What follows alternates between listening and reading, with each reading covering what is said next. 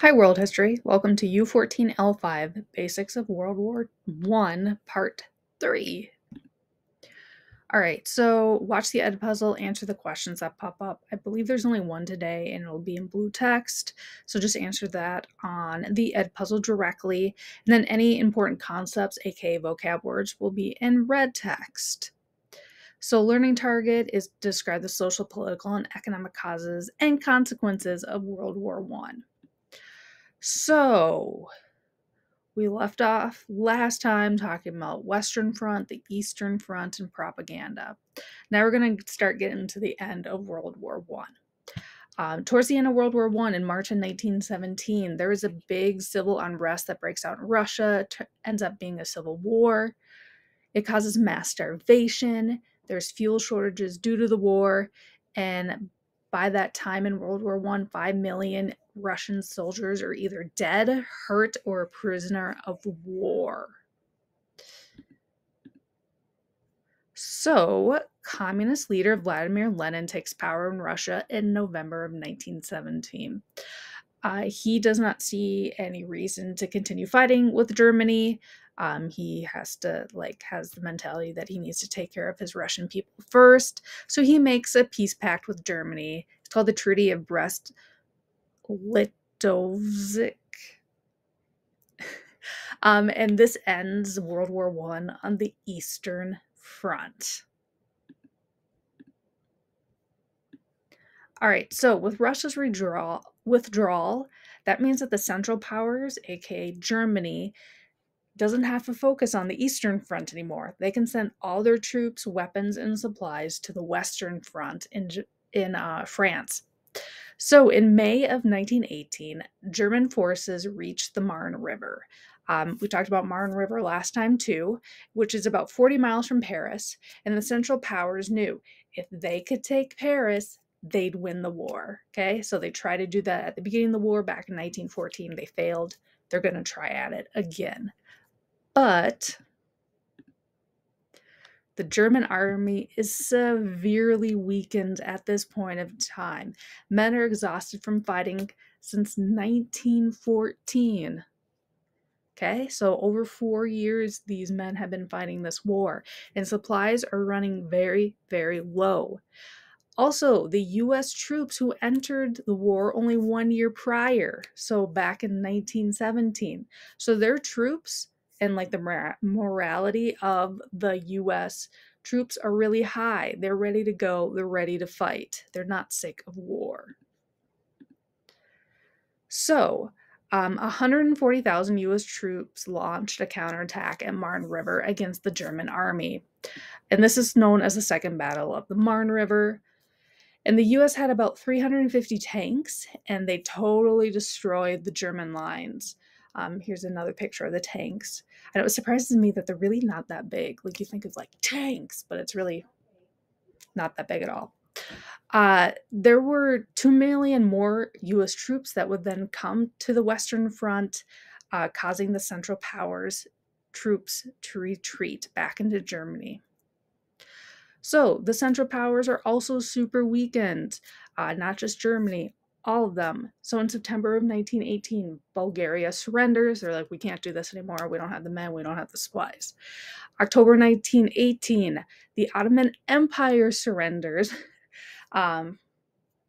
probably due to the lack of men, but mostly due to the fact that it was a crumbling empire.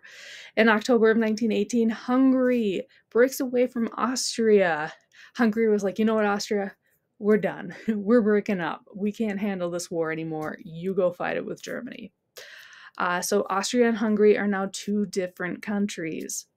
And in October of 1918, there is a mutiny among German soldiers. And the long story short is in November, Kaiser Wilhelm II, which we talked about, I think in the first video, was forced to step down as leader. So, the ending of World War I. There are German representatives since Kaiser Wilhelm stepped down, and the French commander, whose name is Marshal Foch, met in a rail car near Paris. There they signed something called an armistice.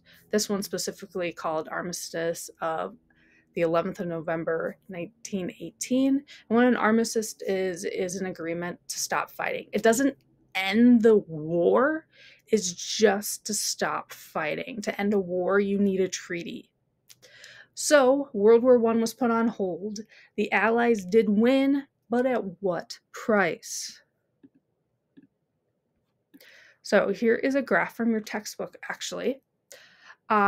So as you can see here on the graph, just how many millions of soldiers were fighting on both sides of this war. You can see that for deaths, the US had by far the least amount of deaths with only 116,000, which I mean is a lot, right? But compare that to places like Germany had 1.8 million people die. That's a lot. Russia would be pretty close with 1.7 million. France, Austria-Hungary, the British Empire, a little less than that. There were 65 million troops total involved in World War I. 8.5 million soldiers ended up dying. So that's about a 7.6% chance of death if you were a soldier. And you can also see that the number of troops mobilized, so the number of troops that fought, for the Allied powers, it was 42 million versus the Central powers, only 23 million. So the Allied powers almost had twice the amount of people as the Central powers did. So it's kind of like no wonder why they won. They had more soldiers. All right, so the Allies need to make a treaty with Germany to officially end World War I. So the four main Allies countries meet up to discuss the treaty.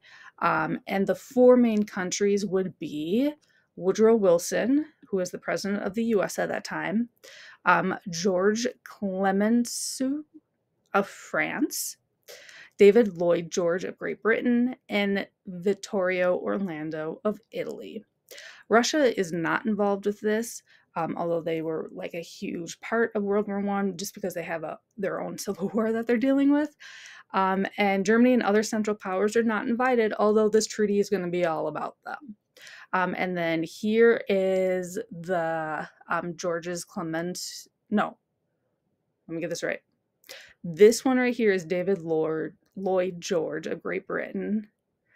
This one's Vittorio Orlando of Italy. This one right here is George Clemenceau of France. And then this one is Woodrow Wilson. Yes, okay. So Woodrow Wilson, he proposed this plan to create worldwide peace after World War I, and it became known as the 14 Points. He published it under the name of 14 Points. So there are 14 points. You don't have to write all of them down, but there's some of the major ones, especially number 14, that you are going to want to know. So the first point is open diplomacy without secret treaties. So that means like a country can't secretly make a treaty with the other, but like don't tell anyone else. All treaties had to be open. Economic free trade on the seas during war and peace. So kind of like in retaliation to the German U-boats that destroyed a bunch of like cargo ships. Also equal trade conditions for all countries. Decrease in armaments among all nations. So that means that nations wouldn't like stockpile arms or like, guns, weapons. Also to adjust colonial claims. So like the European countries would then split up Africa and parts of Asia amongst themselves without including Germany in that.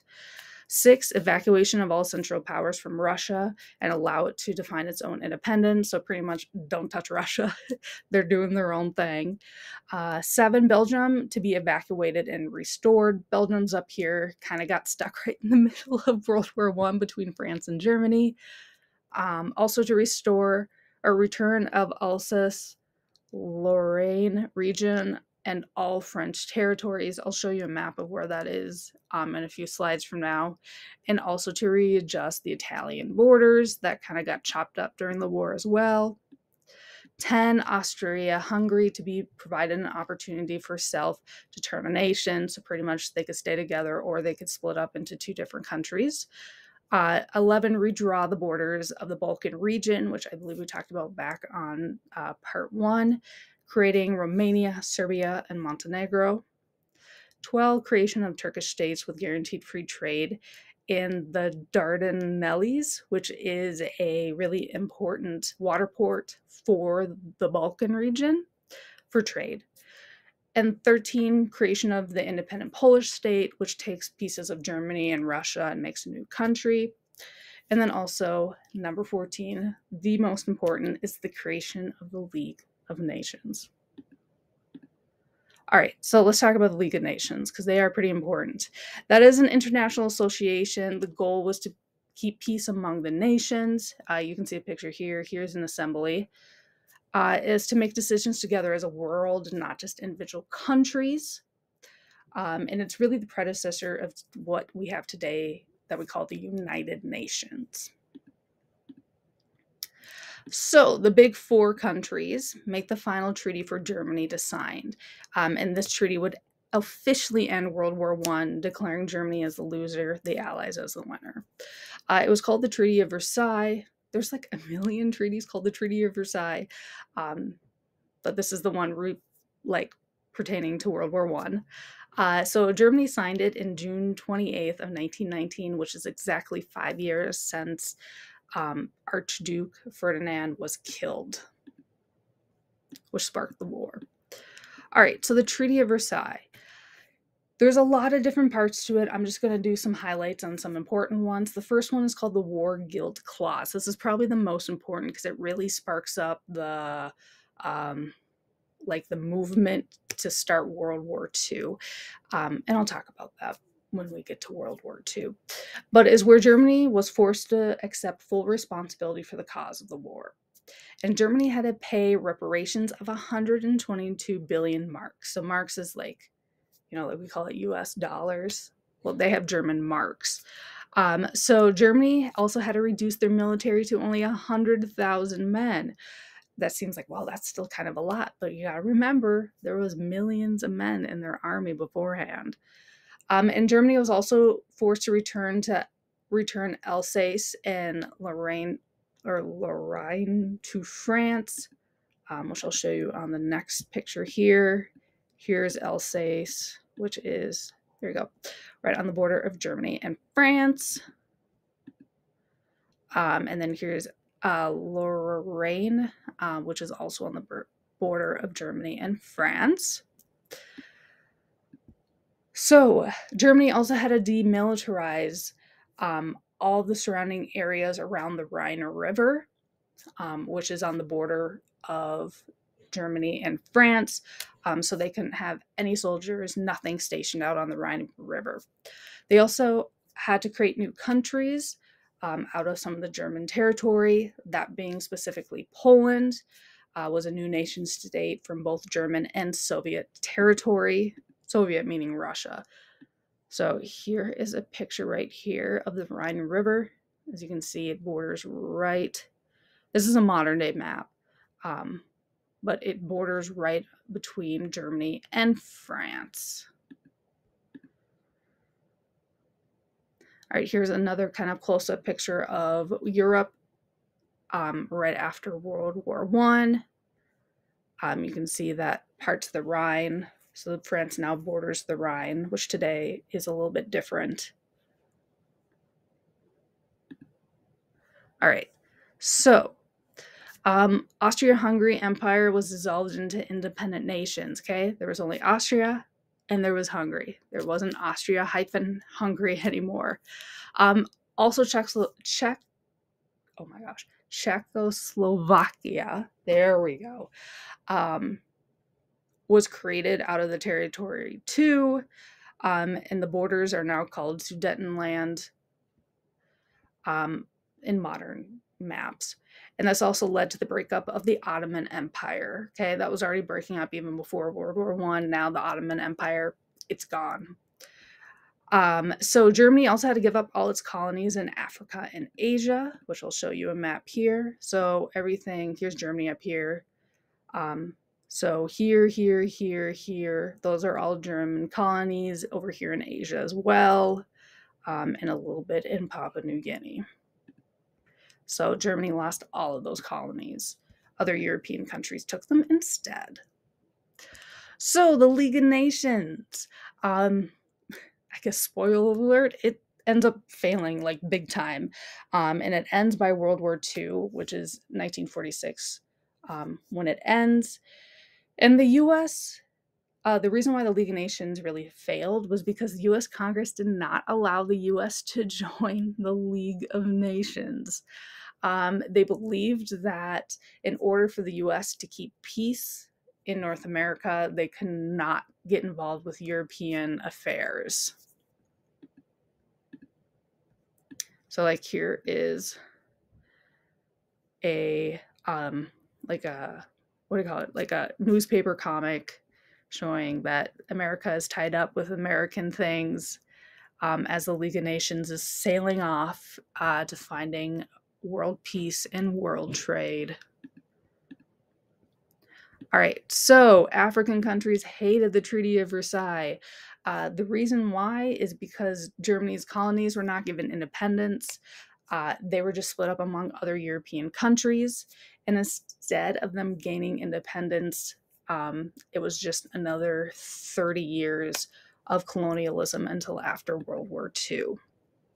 So here is a picture of, you can see, here's a map of the League of Nations. And then colonies of members. You can see that most of Africa and then down here into Asia, where that light blue color is, they're all still colonies of European countries. So the German people really felt targeted.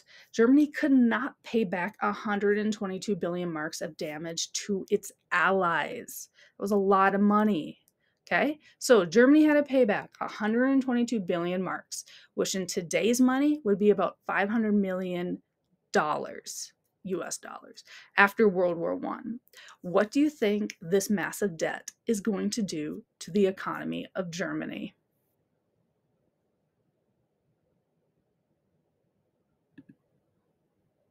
It's going to cause hyperinflation. So it ends up that 130 billion marks is equivalent to $1 US. Okay, so it would take 130 billion of these dollar bills, or like not dollar bills, but of these like paper money to make $1 US. So there's a lot of like really kind of crazy pictures of like kids making kites out of them, or that the mark was so worthless that Germans would make wallpaper out of them. So France also took over Germany's Ruhr Valley. This is really important because this was Germany's big export, which is iron and other metals. So if Germany had no major export, they're not going to make money to pay back that debt. So here's the Ruhr Valley. So this all leads to a global economic depression, or as what we know it as the Great Depression. I know we talk about that in world or US history, and we've focused, well, specifically on the US, but it was a global thing, and we'll talk more about it when we get closer to World War II. So wrap up. Today we talked about armistice, George Clemenceau, Woodrow Wilson, 14 Points, Treaty of Versailles, and the League of Nations. Next up, you are going to do U14L6, Diary of a War Nurse reading. It's a primary source reading directly from the words of a nurse who served during World War I. Then you're going to do U14L7, which is the World War I video choice. I think you guys probably know what that assignment is already, where I give you choices of videos and you have to answer the questions.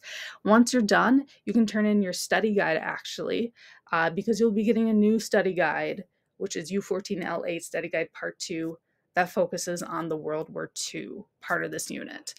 And when you are done looking over L8, go on to U14L9, which is the basics of World War II Part 1. I'll give you a heads up right now. We're going to talk a lot of information about World War II in a really fast amount of time. So get ready for that. And of course, if you have questions, comments, or want to learn more, email me or come to office hours. All right? Sweet. Bye.